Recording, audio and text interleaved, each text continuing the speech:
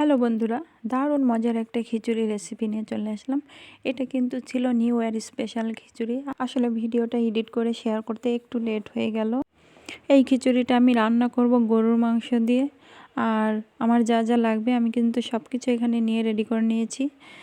আমি চাল আর ডাল একসাথে মিক্সড করে আমি ধুয়ে পরিষ্কার করে নিয়েছি। এবার আমি মস্ত বড় একটা হাঁড়ি বসিয়ে দিয়েছি। তারপর আমি পেঁয়াজ কাঁচামরিচটা কিছুক্ষণ ভেজে নিয়ে তারপরে যা যা মশলাপাতি দিয়ে তারপরে আমি মাংসটা ছোট ছোট করে কেটে রেখেছিলাম, মাংসটা আমি দিয়ে দিয়েছি।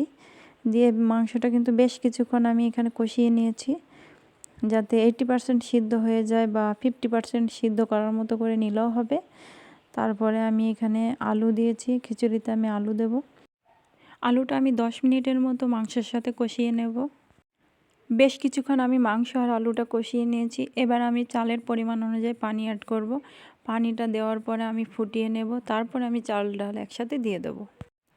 আপনারা আবার বলেন না যেন এরা এত খিচুড়ি কেন খায়। আসলে আমার ফ্যামিলিতে একটু খিচুড়ি পছন্দ করে, এই কারণে আমি অতটা করি না, কিন্তু কি করব বলেন, ফ্যামিলির সবাই যদি পছন্দ করে তাহলে তো রান্না করাই লাগবে। পানিটা কিন্তু ফুটে গিয়েছে। এই পর্যায়ে আমি চাল ডালগুলো দিয়ে দেব।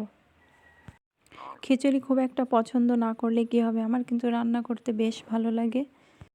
চাল দেওয়ার পরে আমি কিছুক্ষণের জন্য ঢাকনা দিয়ে ঢেকে দেব। অবশ্যই ঢাকনা খুলে কিছুক্ষণ পর একটু নাড়াচাড়া করে দিতে হবে, না হলে কিন্তু তলায় লেগে যেতে পারে। অনেকে আছে রান্না দেখে বিভিন্ন রকমের মন্তব্য করে, কেউ বলবে ঝোল বেশি, কেউ বলে তেল বেশি। আসলে এটা বুঝতে হবে রান্নাও একটা আর্ট, যে যেরকম পছন্দ করে সে সেই রকমই করবে।